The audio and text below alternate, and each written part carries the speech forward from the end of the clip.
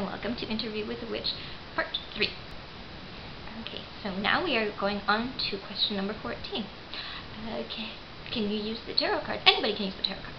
Anybody can use the tarot cards for whatever purpose they like. I do not use the tarot cards as a fortune-telling device. I do, however, have a spread for past life regression, and I'm waiting for Selene to do that because it seems very poetic to me, and I like that symmetry. What I use tarot cards for is to ascertain the energies of a specific night. So if I am, for instance, planning a full moon rite, then I will pull a single card and study that card to better understand the energy that is surrounding that specific night so that I can better tailor my ritual to suit the energies of the night. Okay. 15. I know people who don't believe in chakras or seeing auras. What do you think about that? Certainly. The aura is the biomagnetic field that surrounds a person. There's all kinds of energy being produced, utilized by the body at any given moment. There's energy coming from your brain, for instance. There's energy in your heart. There's obviously heat emanating from your body. Those are all different types of energy. And then there are, of course, energies that are a little bit more difficult to detect. But there are cameras now that will be able to detect a human aura, even an animal aura. The last time I saw those were in Sedona, but they're all over the country, especially in bigger cities where there's a larger occult following. So the chakras are the ones that run down the center of your body, and those are where the subtle energies, the energies that are harder to detect, where those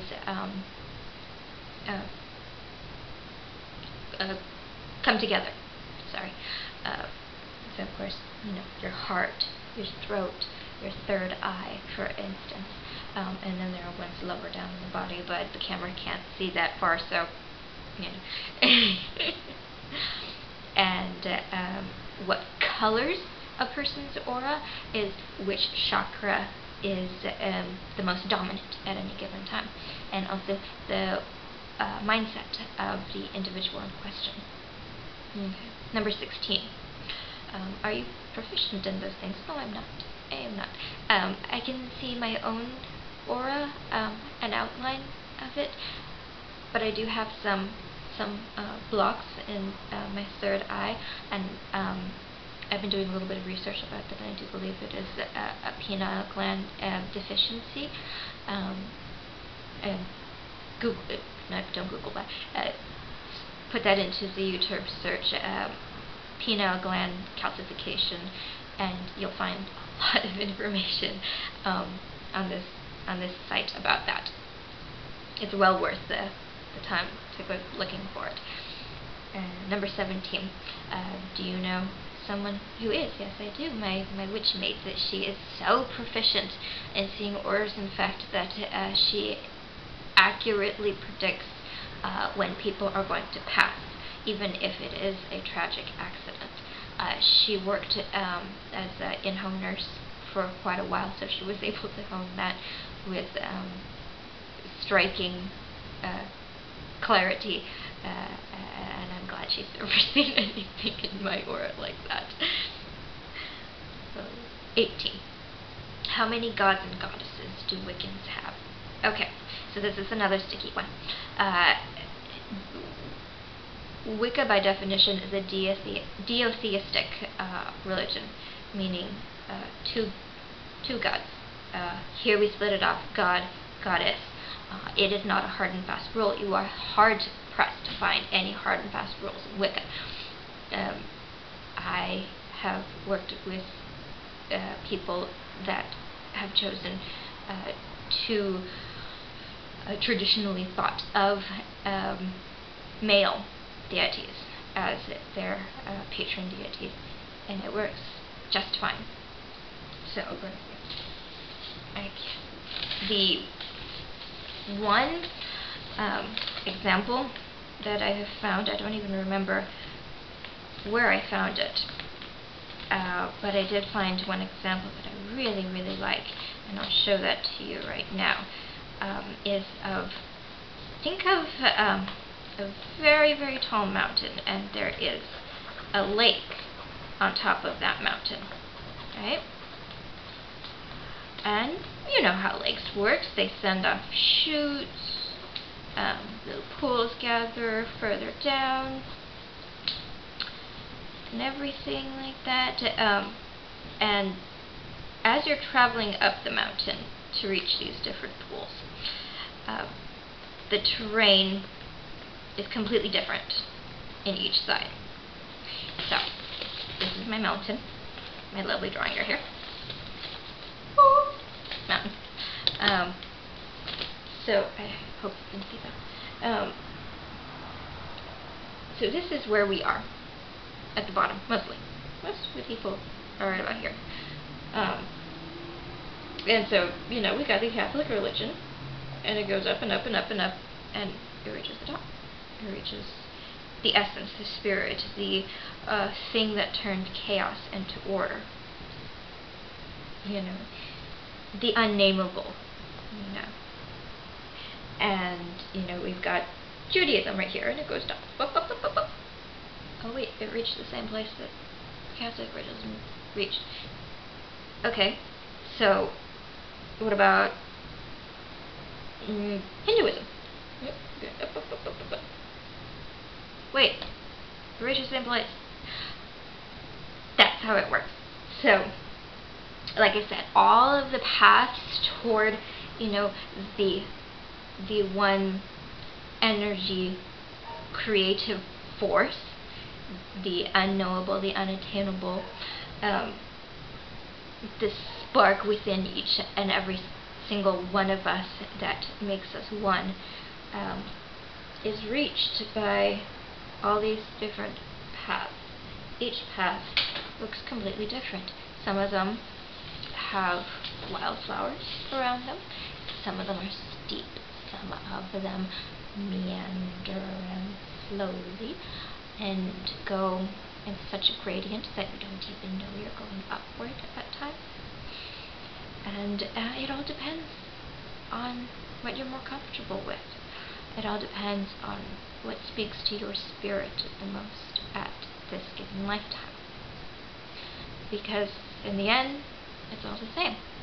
You know, every single god and goddess that has a pool down there eventually leads up to the top. That's how it works. Good night.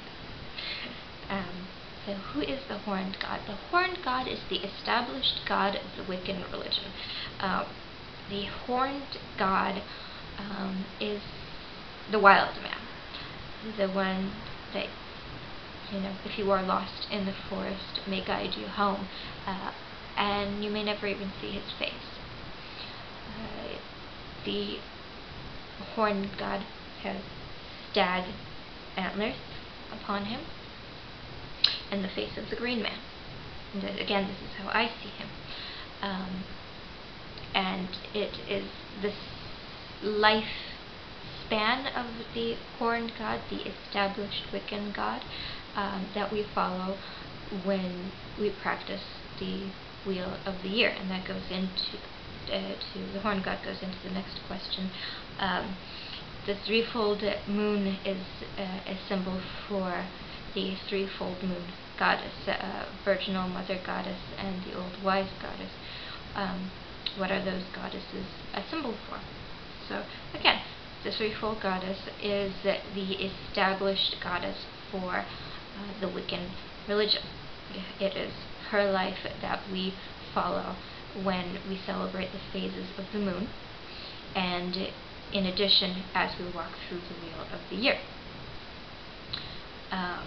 The maiden I'm more accustomed to saying maiden instead of virginal, is pure, innocent. You can picture her as young, wearing all white. She is hope incarnate. She is the beginning. You know, the mother goddess, just as it sounds, she's nurturing. She's a mother. She cares for all of us. She is a woman at the start of her prime. You know, she's round with potential and with love and with care.